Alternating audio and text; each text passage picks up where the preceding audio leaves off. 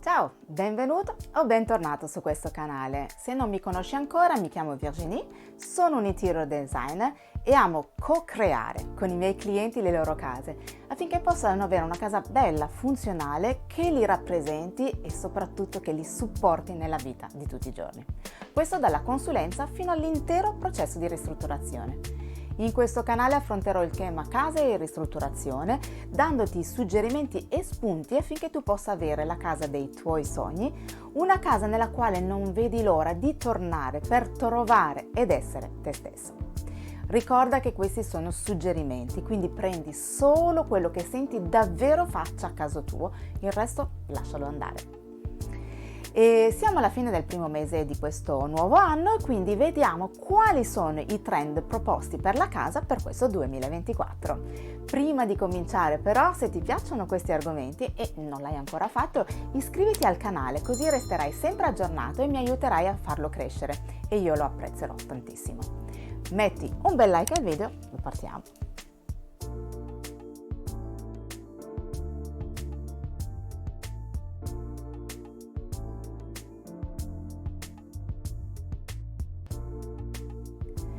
Non perdiamo tempo e vediamo subito 8 trend per la casa per questo 2024. Ci tengo di nuovo a ricordare che sono proposte, tendenze e che non è obbligatorio seguire tutto, quindi prendi solo quello che eventualmente ti risuona.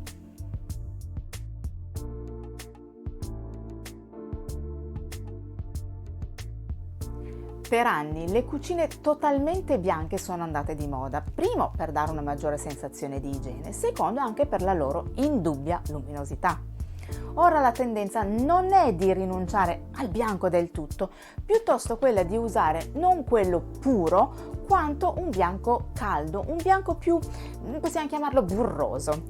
Questo da solo renderà la cucina meno fredda e, permettimi la parola, meno asettica. L'aggiunta poi di materiali come il legno, lampade dai materiali particolari, maniglie caratteristiche, l'introduzione ovviamente di piante e vimini renderanno l'ambiente decisamente più accogliente. Questo modo di disegnare le cucine permetterà di avere una cucina senza tempo che non stuferà mai e potrà eventualmente anche evolvere nel tempo con piccoli cambiamenti come possono essere le maniglie o altri elementi decorativi.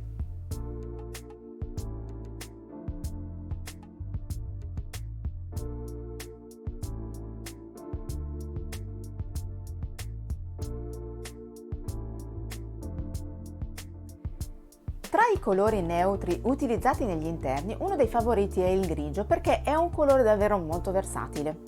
La tendenza di quest'anno però sarà quello di usare grigi dal sottotono caldo per avere ambienti invitanti e accoglienti. In caso ti chiedessi cosa sia il sottotono, ne ho parlato qui, parlando di neutri, ti lascio anche il link in descrizione. I grigi freddi rispetto a quelli caldi creano ambienti più freddi e anche magari un po' più spenti. Questo può avere un effetto sull'umore, dando anche la sensazione di depressione. È comunque vero che i grigi freddi danno una sensazione di freschezza ed eleganza, per questo non è che li si debba bandire. Come sempre il trucco c'è, ovvero quello di abbinarli con elementi caldi come per esempio il legno. Quello che mi permetto di suggerire è quello di evitare i grigi freddi scuri. Usa solo quelli più chiari, sarà anche più facile scaldarli.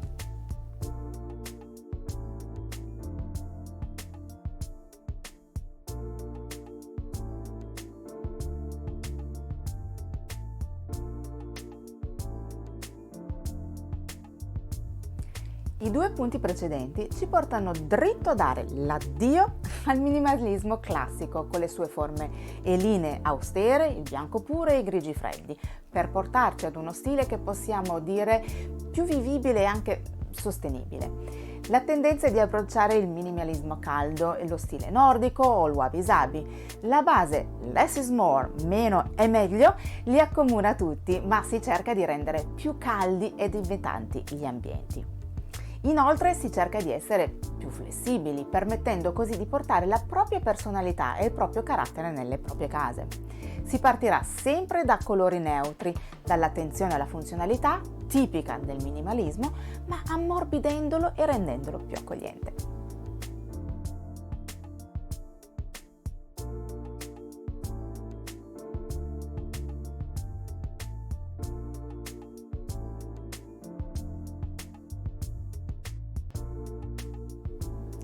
Parlando di toni caldi, un colore che secondo molti sta tornando di moda è il color terracotta.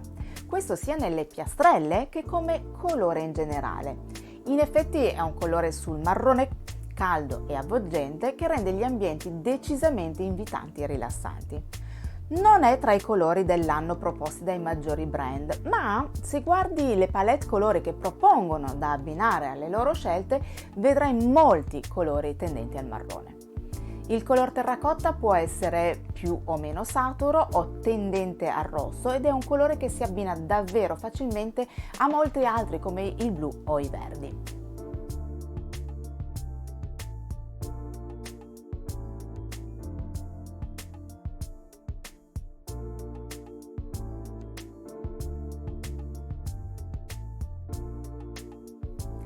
Negli ultimi anni abbiamo visto un significativo uso di piastrelle anche per rivestimenti dalle dimensioni considerevoli, questo per limitare il più possibile la vista delle fughe e rendere il tutto più omogeneo e uniforme possibile.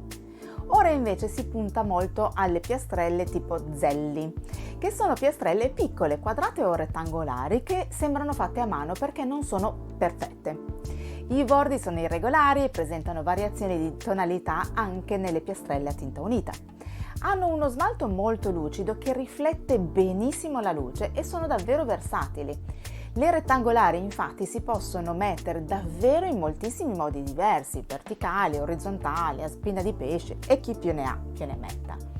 La loro irregolarità sono il tratto distintivo che le rendono speciali e creano ambientazioni uniche e senza tempo.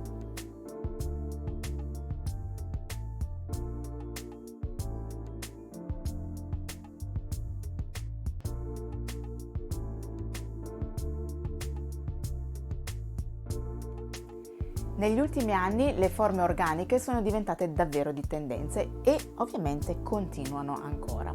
Ecco che questo trend arriva anche nei tappeti, non solo più quelli rotondi. Ne troveremo molti con forme del tutto particolari che saranno dei veri complementi decorativi nei vari ambienti. Sono sicuramente particolari e a tratti divertenti e vengono usati molto negli spazi ampi. Però bisogna fare attenzione agli elementi che si mettono vicini perché il rischio di creare ambienti caotici è dietro l'angolo. Per spazi coerenti e armoniosi anche gli altri elementi devono avere caratteristiche simili, quindi ottimo con mobili, in particolare divani e poltrone, dalle forme organiche. La loro forma irregolare però potrebbe comunque rendere difficile sistemare i mobili in maniera omogenea.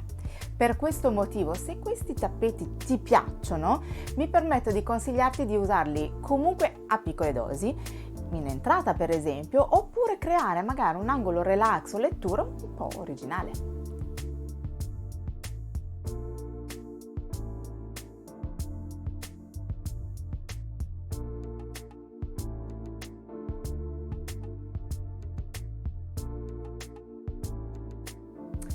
Con la maggiore attenzione alla sostenibilità è cresciuta anche l'attenzione ai materiali utilizzati in casa e c'è stato anche un incremento dell'utilizzo di mobili usati, ovvero vintage. Questa è una tendenza che vedremo molto nel 2024, anche perché permette di uscire dal mercato dei mobili industriali prodotti su larga scala e di avere pezzi decisamente unici e originali.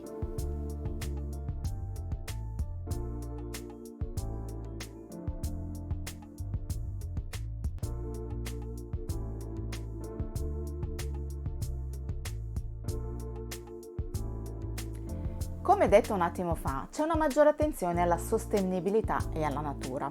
Vedremo case sempre più sostenibili con l'utilizzo di materiali naturali anche nei mobili e nei complementi.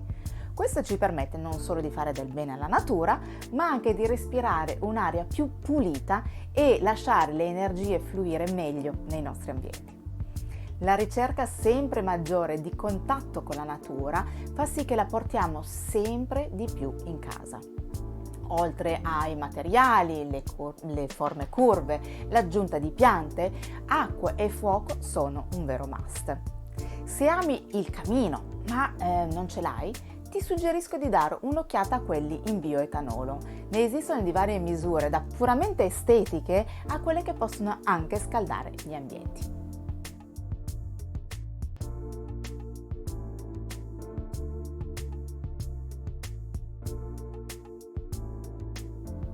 Cosa ne pensi? C'è qualche trend che ti piace e che cercherai di portare a casa tua? Fammelo sapere nei commenti. Spero che questo video ti sia stato utile e ti sia piaciuto. Nel caso fammelo sapere con un bel like e di nuovo nei commenti. Sentiti libero di condividerlo con chiunque tu pensi possa essere interessato, ne sarò onorata e mi aiuterà a far crescere il canale. Se senti che la tua casa o qualche ambiente di essa non ti rispecchia abbastanza, non aspettare oltre e prenota la tua mini consulenza. Trovi i miei contatti in descrizione. Se non lo hai ancora fatto, ricordati di iscriverti al canale e di attivare la campanella, così non ti perderai i prossimi video. Grazie di cuore per essere stato qui con me. A presto. Ciao!